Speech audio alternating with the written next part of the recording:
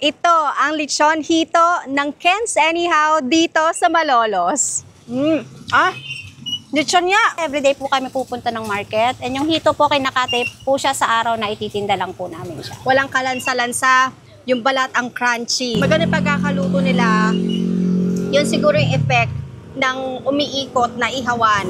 Nag-start po kami sa lechon hito lang talaga. Gusto namin makilala yung lechon hito dito sa Bulacan. Hey everyone, dito tayo ngayon sa Look First Malolos para tikman ang lechon hito dito sa Ken's Anyhow. So tara! Available po lechon hito, boneless bangus, tilapia, pusit, chicken wings, chicken legs, liempo. 1.5 year na din pala sila dito nag-iihaw. Kaya lechon hito, umiikot yung ihawan, yung parang lechon style talaga. Marinated po kasi siya lahat. Pati yung isda po mismo na to, tinitimplahan namin before siya. Usual lang po, sibuyas, kamatis, bawang. And nilalagay po namin ng celery at nung additional na vegetable. Itong hito na to, mahigit kalahating kilo, nasa 130 pesos. Pero yung mismong presyo nila pwede magbago ha, depende sa laki ng hito. From 120 pesos to 200 pesos yung pinakamahal. Cheers!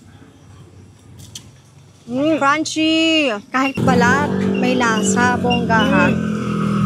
Walang lansa. Alam mong fresh. Parang manamis-namis pa nga siya. Sa crossing ng Look First tsaka ng Camellia. Dito po kami every Friday, Saturday, and Sunday from 4 p.m. to 8 p.m. Stay hungry.